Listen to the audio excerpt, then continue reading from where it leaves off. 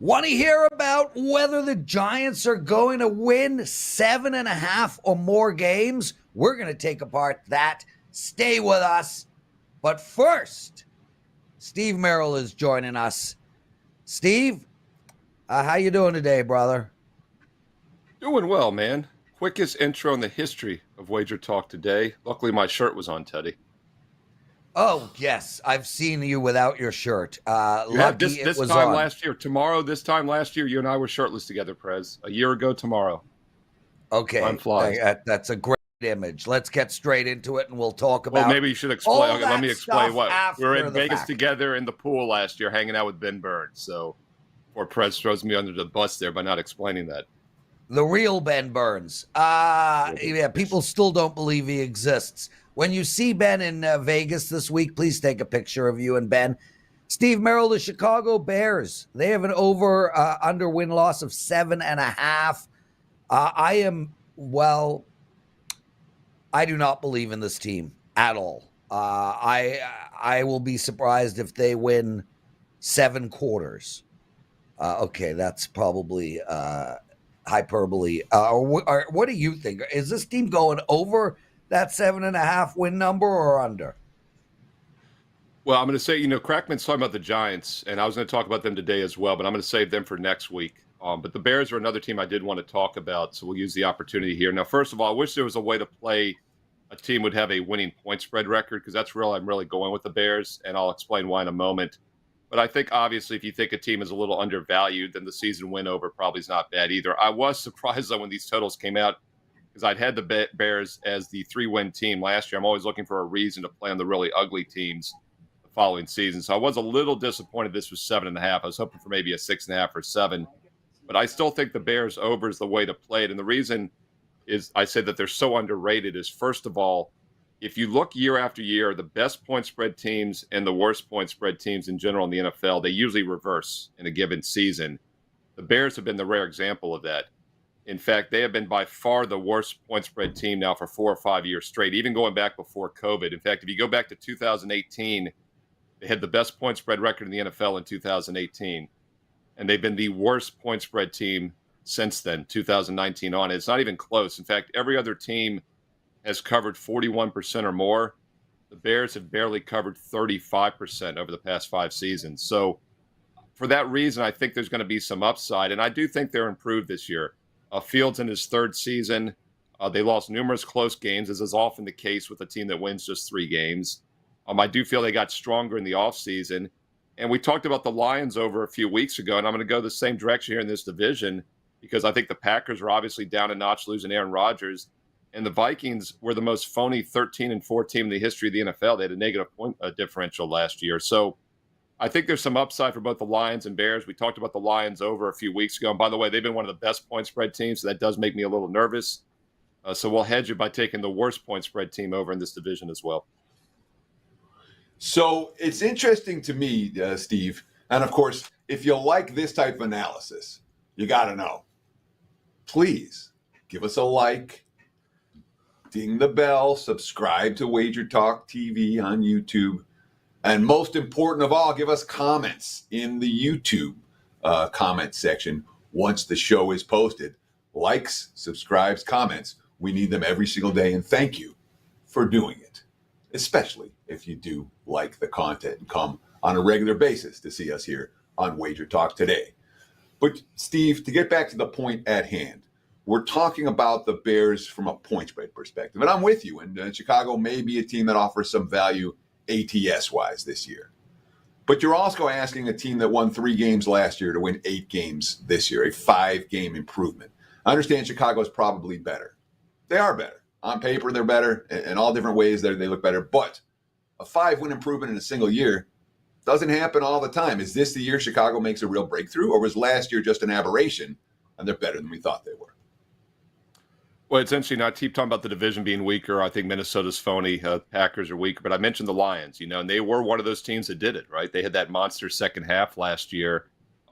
Very well could be the Bears. And I think it's a little bit of a hedge once again to that Lions overplay because they are the actual favorite. Even though they're plus money, they're the favorite to win this division. So if the Lions do stumble a little bit, I think the Bears over is going to be actually where you gain some value. It's a little bit of a correlation there. And one thing I'll point out, too, as you know, Teddy, schedule strength is so important. When you're the worst team in the NFL, you benefit the next year from usually getting a little bit of an easier schedule. Not only do I think the Packers and the Vikings, those 4 games are easier than they appear, but the Bears have, depending on where you look, maybe the 4th or 5th easiest schedule in the NFL this year as well, along with those close losses last year. I think we could see a 5-win improvement from those 3 wins. Steve Merril joining us, everyone. You're watching Wager Talk Today. We got a great show for you all. Steve's going to take apart the Mariners and the Royals. We've got Kyle Anthony coming on. He's going to look at the big fight between Strilling and O'Malley. He's also going to look at the Magny Garry fight. Huge card coming up this weekend. We have our BS question. We're going to go back into teasers and discuss whether we link totals and sides in those teasers. And the Crack Man is coming on, one of the most famous bettors on the planet, a guy everybody knows, big personality. He's going to talk about the New York Giants win total, whether it goes over or under 7.5. And we'll look ahead to week 1, Seattle and the Rams. Before we get into that, let's keep talking with Steve Merril. Steve, the Mariners and the Royals are playing today. Kansas City plus 190. Look, one thing about Kansas City that I've noticed over the last month is they're having a lot of fun. And it always makes me nervous betting against teams that are having a lot of fun. I know that makes no sense, but that's, I've been watching this a lot. This team has nothing to lose, and they're just going out there and enjoying their baseball.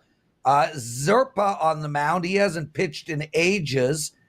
Pitching against Kirby, who's rock solid. 4-1 his last 5, 1.4 ERA. How do we bet this game? Yeah, I've talked a lot about this. These bottom feeder teams are often good plays come September. Now, we're mid-August, but the reason I say September is that's when the rosters expand. You get more AAA minor league prospects coming up, and they obviously are playing hard still. But you mentioned having fun, and I agree with you. This is a Royals team that was barely behind the A's all year, and they were on the historical pace to have one of the 4 or 5 worst records in the history of baseball. And then they go just like the A's did. They went on a 7-game win streak a couple weeks ago, and then just like the A's, they started losing right after that. Oakland did that earlier this season. Kansas City is only 3-8 straight up their last 11 since that 7-game win streak. So you're not making money playing them on the side, but where you're making money is with the total. And one thing that is fun in baseball is scoring runs and getting hits. So if you're having fun, there's usually high-scoring games involved. And that's exactly what's going on with Kansas City. And a reminder to check out the free plays on a daily basis on my page and the other cappers at WagerTalk.com. Hitting over 60% on free plays the last couple months. Had a free play in the over in this game last night between Kansas City and Seattle. And what I mentioned in that analysis, I'm going to mention again for this game. Kansas City is red hot offensively. They returned home off that road trip at Boston. After Philly and Boston, they have been just lights out offensively. Their 5 home games during this current stand, they've now put up 36 runs on 65 hits the last 5 games. Not surprisingly, they've gone 4-0-1 to the over in those 5 games. 9 runs or more every time scored. Total today is 9. And the Mariners now have gone over 3 straight in Kansas City, and they've put up 22 runs so far in this 4-game homestand, and they've done it on 31 hits. Both offenses in great current form. This is a low total here. I like the over 9 once again, and this is an early game at 2 o'clock Eastern today on Thursday. A little bonus daytime action for the live viewers here on Wager Talk today. So Kansas City, Seattle, over 9 at 2 Eastern. And by the way, I'll be back right after 2 Eastern with the baseball show live here. We'll be breaking down those nighttime games. So check back at 2 Eastern here on Wager Talk TV for more baseball talk today on Thursday. We love giving those early start games for the bonus for the live viewers. We really appreciate those of you who take time out of your busy day to spend with us here on Wager Talk today. Steve, I got to ask you, and certainly I'm with you conceptually. I love the concept of finding teams that are just playing overs and just riding them over again and again and again until proven otherwise. And here we have hot lineups and struggling bullpens, and that duo is very good for overbettors. However, when you talk about the 4-game set and then the early start getaway day on Thursday, sometimes the strike zone seems to be a little bit wider for these getaway games. Sometimes the players seem to be a little bit less disciplined with their plate approach. Do you worry at all about the early start nature of this game, given that you like the over? A lot of times people make the case for unders with these early start games, using some of the rationale that I've discussed. I think that's somewhat priced in here with the 9. I was surprised this line wasn't higher. I mean, this is a Kansas City team that's seen 9 runs or more in 5 straight home games total. They've had double-digit hits in every one of those games. So even if we price in the fact that maybe a little sluggish start on a daytime game, I think this total should be 10 or higher. So I think that's actually priced in a little, Teddy, here. And we're getting a 9 instead of a 9.5 maybe. And 9 is such a key number in baseball. We talk about this all the time. 7 and 9s are more likely because if a game is 4-4, it can't end on 8. It has to end 9 or higher because of extra innings. So I think we're getting a little bit of a discount on the line because of that. And also, I'm a big believer in offensive momentum. And, hey, look, you play a night game, you roll back over to an early start 12 hours, 14 hours later. I think momentum's a good thing. And I think the offenses continue to roll, and that's how they're hitting the ball. But you're right. In general, these daytime getaway games can be a little dicey. And, Prez mentioned how Kansas City's having fun. They're playing well, even though they're just 3-8. Wouldn't talk you off a little bit of a sprinkle in the dog here for that reason. You've got a good offensive team that's hitting the ball well and getting almost a 2-1 payoff here on this daytime game. Steve Merril joining us, everyone. Steve, I think your brother is in the chat room going under the name Cody Mack. He writes, I think Steve is the best handicapper. So, Mr. Best Handicapper, what do you got to promote? I don't have a brother, but we'd probably be going at it. So I doubt my brother would compliment me in the chat. He'd probably be ripping me if I had a brother, which I don't. But I appreciate that, Cody. By the way, worst thing was, I was going to say it was your father, and then I had this vision of you coming on and saying your father passed, and then I had my foot in my mouth. So I went with a brother. My father has passed away, so I appreciate you bringing that up. With that said, let's get back to my promo. Best lead man ever, Teddy. Best lead man ever in the history of TV. It's all right, man. I'll cry after the show. No, look, NFL's around the corner. We did a preview there, and the Fade the Public videos are going to start up in a couple weeks. College football top 25 videos. Don't forget about those as well. A quick reminder, baseball red hot. 6-1 the last 6 days, and I've got 3 best bets. I average like 1 play a day, and I've got 3 of them going today on Thursday. So needless to say, it is a huge and powerful baseball card, a 3-for-1 special Thursday. Right now, Steve Merril, WagerTalk.com. Steve Merril, everybody. I love having Steve on. Outstanding stuff. Teddy, I'm excited, man. Let me hear, what did bettors learn last night? We've got another betting scandal brewing, and this one has some teeth. Do. Potentially, all right? And I haven't seen any of the mainstream U.S. media pick on it. I got my info from the Nevada Current here in Nevada and from the Daily Mail over in the U.K., all right, because we haven't heard anything about it yet. But there has been an official widening probe of the sports betting ring that was operated by former minor league baseball player Wayne Nix. According to the court filings, Nix operated the highest levels of professional sports, with former pro athletes acting as bookies and clients including an active MLB coach, active NFL and MLB players, and an NBA player's business manager and a sports broadcaster. The sources say the federal probe examining the possibility that current or former Las Vegas hotel employees acted as agents in the betting network or paid off their own personal gambling debts to Nix with casino resources. And this goes as far as up as Resorts World president Scott Sabella, former president of the MGM Grand. So we've got federal agents that are bouncing around town looking pretty closely at a situation involving current and former coaches and players. No headlines yet in the U.S. There may be in the not too distant future. Lawrence? I mean, nobody saw this coming, right, Teddy? I mean, nobody saw this one coming. Well, you know what? It's hiccups, dude. It's early stage hiccups in the legalization of gambling. It's not going to be a big issue in the long run. Everybody stay calm. Listen, Teddy, Steve came on the show and he gave out the Chicago Bears over 7.5 on their win-loss total. Easy schedule, easy division. He made his argument. I just want to say for the record that I completely 100% disagree with Steve, and I want to hear what you guys think. In the comment section on the show and after the show, are the Chicago Bears going to go over 7.5 wins or not? From my perspective, they have no wide receivers, no quarterback, their quarterback is a running back, not the greatest coaching. I mean, there's just nothing good about this team. And the reason I'm saying that, Teddy, is because every time I diss Chicago, the comment section lights up. So I'm going to just diss Chicago all year long. So there you go, guys. Tell me I'm wrong. Tell me I hate Chicago. Tell their pizza sucks. There you go. Argue the pizza with me. Kyle Anthony joining us, everyone. Handsome Kyle Anthony. How are you, my friend?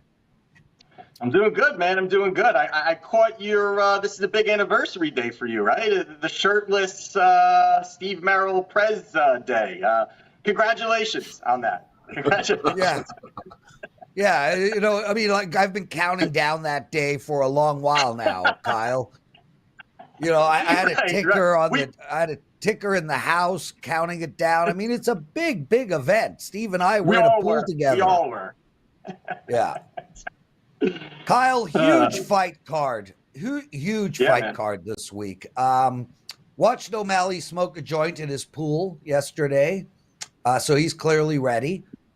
He's taken on Sterling, minus 250 against a plus 200. Sterling, man, this guy's a beast. And O'Malley, well, he looks like a clown, but I'm cheering for O'Malley because anybody who could smoke a joint the week of a fight and throw it up on TikTok is a man after my own heart. How do we bet this fight?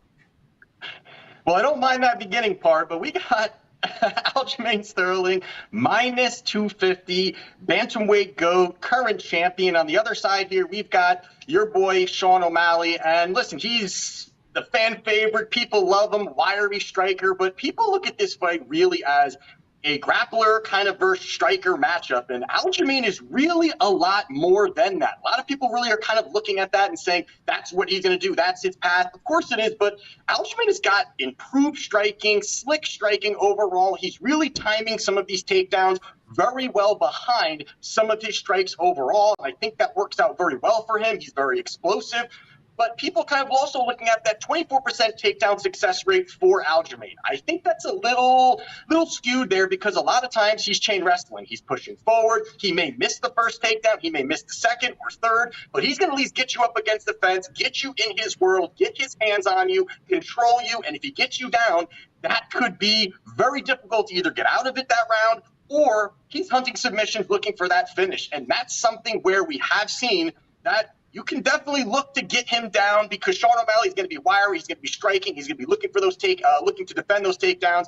But that also, I think, makes it tough for O'Malley because O'Malley is going to be a little bit off with these takedowns because he's never faced anybody like Aljo in the UFC. He's never had to deal with takedowns. He's fought a lot of strikers overall. Very nice matchups for him. And that's okay when you're looking at it. But I think that O'Malley, his real win condition comes from the knockout. I think it's really knockout or bust for him. And also, Aljo's not a guy that gets knocked out. He's 23-3 in his professional career. He has one knockout loss, which was a brutal knockout loss back in 2017 against Marlon Moraes, which well-timed knee, knocked him out.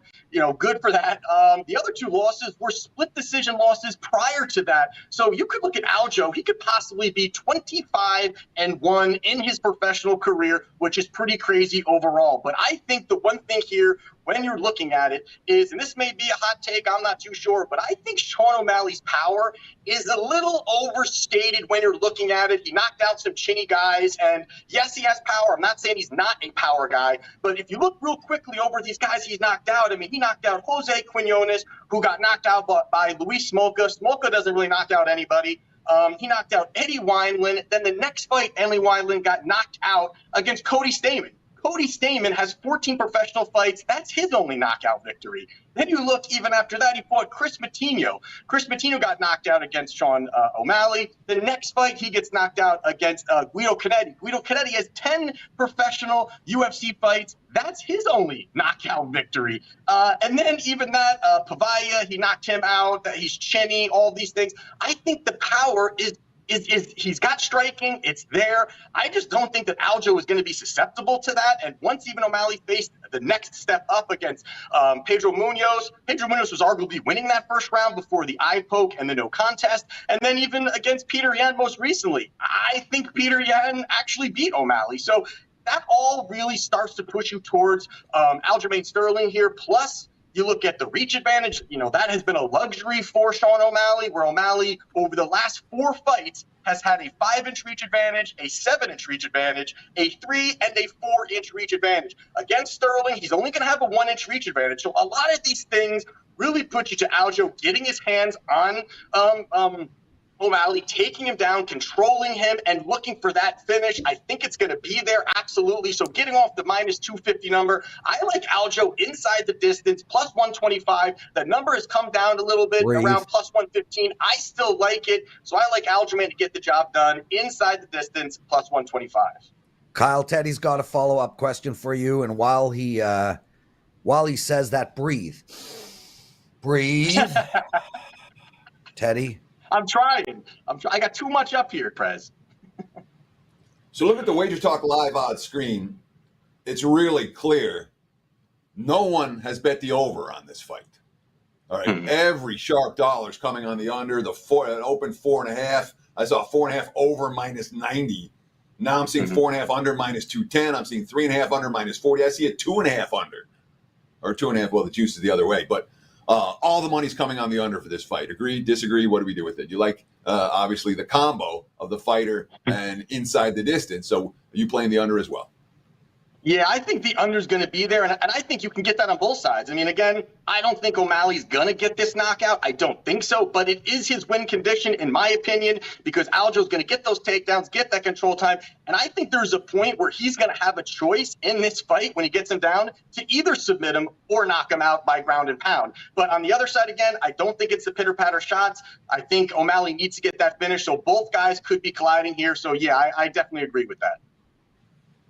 Kyle Anthony. Wow, dude. Teddy, Ronald Kabang on yesterday, Kyle Anthony on today. I think we need to have both of them on the show at the same time and see which one could go the longest on one breath. I mean, Yeah, that was... is there a line on that, or is there a line? Am I the favorite going into that or not? Ronald Kabang was very impressive yesterday when speaking without taking a breath. So I don't know, man. I mean, listen, Teddy, I texted Kyle last week saying that I thought Mark Zeno would kick his tuchus in a fight. Kyle totally disagreed. So, Mark Zeno, Kyle has officially called you out for a charity MMA fight. Okay. Lawrence, can I set the line? Yeah, what would you set the line? Right? So it's blah, blah, blah. It's a betting show. Let me make a line. Kyle Anthony's a favorite over Ronald Kabang to go longer without a breath. Why? He's in better shape, so he can hold. Yes. So I'm making Kyle. I'm making him a big favorite. I'm making him minus 300. I agree. That's good. That's good. I'll play it. I'll still play it. Kyle and Mark Zeno in an MMA fight? I already did a line last week, and Kyle was radically offended. Where would you go there, Teddy? What was my answer back to you? Teddy, what would the line be? What was his answer back to you? I have to look it up. Oh, I'll tell you. I told him, I said, he put a very wide line. I said he wouldn't be the favorite even if he had a knife and a gun. I would still be the favorite. So come on, let's go into the next play. You know what I mean? Mark Zeno, my money is on you, Zeno. Kyle would be like that guy in the 50s, the wrestler, Gorgeous George. Kyle will be up there with a mirror, checking his, wait, Mark, don't mess with the eyes, the nose. I got women later tonight. Only body punches. Yeah, minus Jeff 800 Neal. for Mark Zito. Speaking of a huge Jeff Neal has been favorite, scratched from the fight for this weekend, and there is a replacement for Jeff Neal who you don't think has all that much of a chance. Talk to me about Wow, Garry Teddy. and Magny in the UFC battle on Saturday night.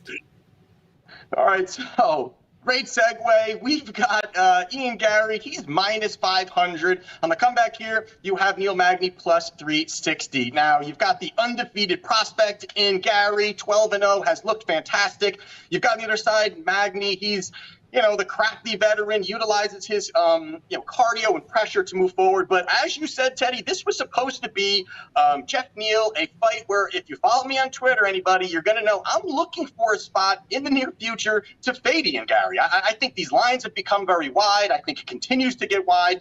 And the hype is there. Obviously, the talent's there for Garry, but the hype actually is pushing this line kind of wide. They switch it. Here comes Neil Magny, and I think it's a great situation for Ian Garry in this spot. And I think the first reason is how short notice this is. This for Neil Magny was roughly weeks' notice where he came in. He just fought 2 months ago as well, too. So that's not doing Neil Magny any favors, cutting weight twice in 2 months and coming back. Plus, the UFC did him no favors by not making this a catch weight. A lot of times where this short notice, they push up a couple pounds just to make sure they're doing it. UFC, Ian Garry is the darling of the UFC. They are going to make sure that Magny is drained as could be in going into this fight. So I think it's going to be very taxing on Magny's body. 2 weight cuts in 2 months, and he just fought. So I think a lot of that doesn't really help him. But I think when you're looking at this also is that Neil Magny is, up against it with Father Time here. He's 36 years old. He's had a lot of fights, and you just see optically, you can see he's not as sharp. You can see that, he overall his skill set, I think he's getting slower. He's not absorbing punches as well as he used to. And I think there's 2 spots here that Garry can take advantage of him. And I think it's going to be, the bad striking defense of Magny. Magny utilizes that long reach a lot. That's kind of his defense, just kind of utilizing his long reach. And then, you got Garry who's just going to have that way sharper striking. And I think the other part is Magny doesn't check leg kicks. This is a spot where you've got an absolutely fantastic kickboxer in Ian Garry to chop at the legs, chop at the body, throw those big head kicks, has the good rangy striking. All of those things really add up very well. And I think lastly, you look at the speed. Garry is going to have way quicker hands, way better shots. And again, all of these things, are kind of indicative of the line. You see the line at minus 500. Obviously, all these things are baked into the price. And, maybe the takedown could be there for Magny, where Magny's looking for these takedowns, 41% success rate on takedowns. So I don't think that's going to happen. I think that he's got that judo background. I think that he's pretty good in the clinch. He can keep space. I think, the 11-year age gap between these two really pushes you over to Ian Garry. So I think Ian Garry getting off this minus 500 number goes out there, gets this knockout. It's around plus 115. I like Garry to go out there, make a statement. I think it's a possible first-round knockout, but I do like overall Ian Garry via knockout plus 115. One thing we know, Kyle Anthony does not need hosts on a show. That man can do this all by himself. Kyle, what do you got to promote? So I have a 5% play up this weekend, 4 plays overall in the package. Going to be adding a 5th play. Of those 5 plays, 3 of them are going to be at plus money. So excited about it. Been hunting plus money, been cashing in on them, and I'm looking for another big night. And, pay-per-views have really been good to me this year. So let's keep it going. Kyle Anthony, everyone, outstanding stuff. You can find him at WagerTalk.com. If you like this show, if you like this kind of actionable information, please hit the like button. We've got so many shows that we deliver on WagerTalk TV, so make sure to subscribe to our channel. Keep up to date on when these shows are coming out.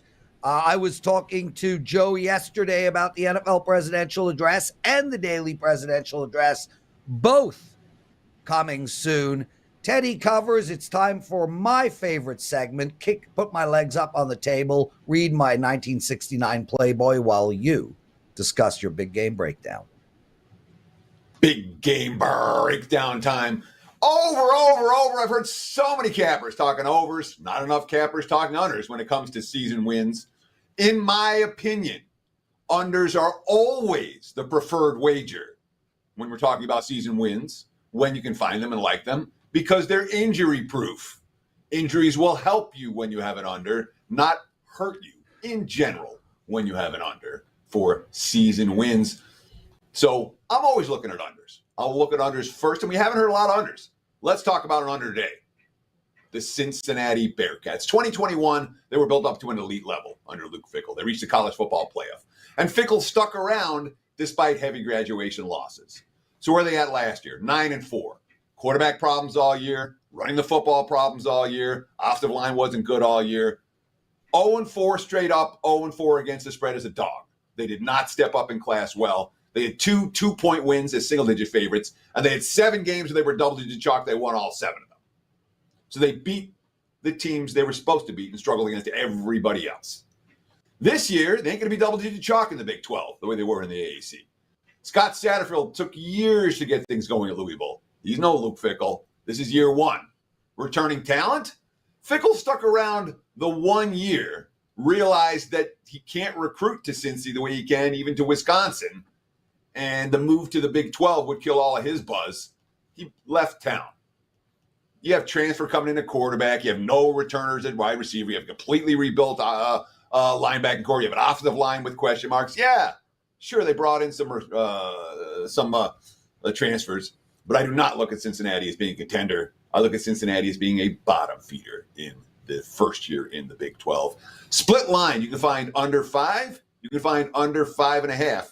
Your choice whether you want to lay the juice and not have a push on 5, or whether you want to have a lay much less juice and push if they get to 5. But the bottom line, both lines are available.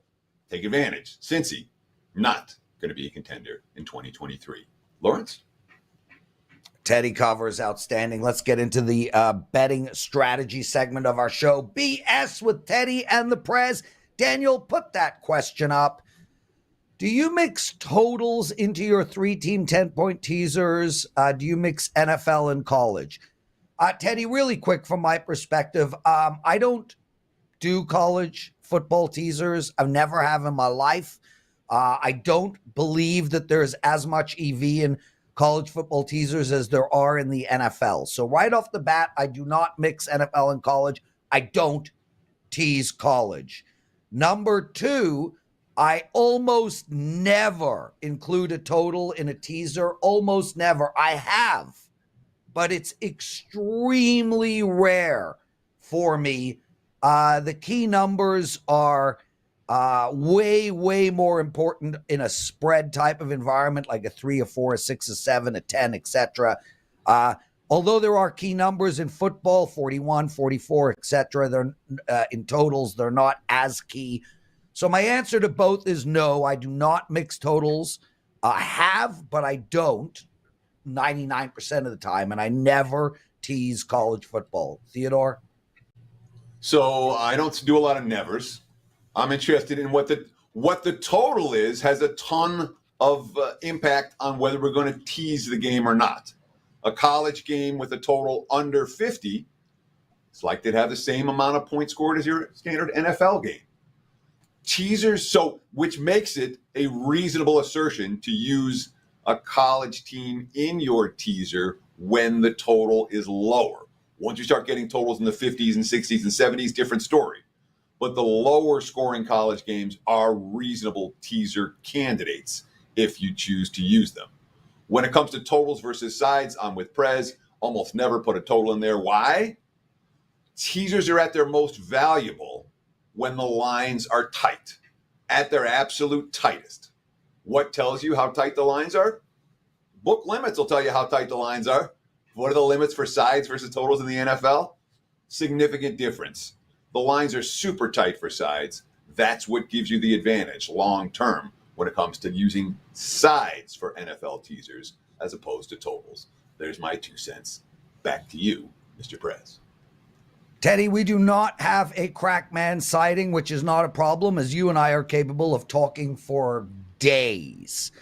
One of our listeners wants to know just generally about teasers. How do they work? So most of the people know this, but basically in a nutshell, if you take two teams that are, say, minus 7.5 and you do a 6-point teaser and you go down, so you're taking the favorite down, you're now betting those teams at minus 1.5.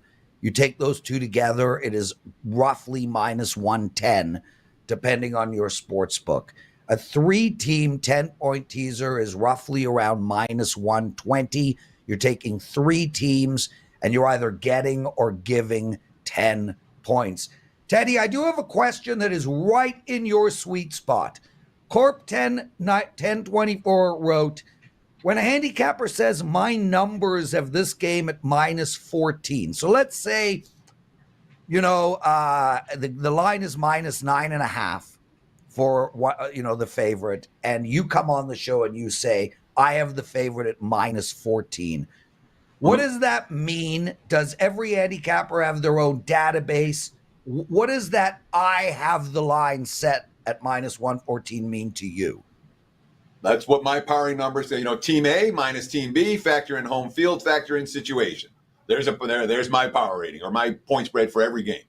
I do it for the NFL. I do it for college football. I do it for the NBA. I do not do it for MLB or college basketball. I haven't found it to be worthwhile, and I don't get enough benefit from doing it for those two sports. But I do it for every other sport. For NFL, college football, and NBA, I make lines for every game, and that's just my powering numbers. That's just my numbers. That's why I say that's my number for the game. Now, when there's a difference between my powering number and the point spread, it's not an automatic bet. The first thing is investigate. Is my number wrong? Is there a reason that this number is that my number's off the market number significantly? If you investigate and then you say, no, I'm just have a different opinion. Sometimes those are bettable opinions. Sometimes those are, watch and see, and maybe I'm right, maybe I'm wrong type of opinions. It's not an auto bet for me when my number differs from the point spread. And you're adjusting your numbers all the way through. Yeah, go ahead. Because you didn't give me a chance to talk about the other question, which I really wanted to do. When you talk about teasers and what a teaser actually is. A teaser is a 2-team parlay where you're buying points, or a 3-team parlay where you're buying points. It's the same, like conceptually, if you're struggling to figure out what a teaser is, it's a parlay, but you just bought points. That's what it is. Lawrence? Eddie covers. When you're doing your power ratings, you're adjusting after every week, right? This is a ongoing process from start to finish. NBA, I do it every football. And in college football, are you doing every single team, or do you just isolate and stay focused on? So you have every team every week. Busy man. That ensures. Okay, look, I want to make sure that I'm doing my work, and my clients want to make sure that I'm doing my work. When I make a powering number for every game every week, they know I've gone through the box score. They know I've gone through the recap. They know I've looked at the injuries. That's what I have to do for every team every week. That's my job. Yeah. Eddie covers. Outstanding stuff, guys. What a great show. Don't know where the crack man is, but we'll try to get him on another time. I actually spoke to him literally at 11:04 today. He was coming on, so something must have happened. Hope everything is okay. Teddy covers. Awesome stuff. A shout out to Steve Merril and Kyle Anthony, and of course yourself, our amazing production crew, Dan and Joe and the team over there. My brother, take us home. Sure, that's going to wrap it for the Thursday edition. Again, apologies for those of you tuning in for Crackman. There were some issues. We'll have him on back another day. We promise. And we'll be back again tomorrow. Same time, same channel. 90 here on the left coast, noon for you back east. Between now and then, you guys know what to do. Enjoy the games, and best of luck with all of your wagers.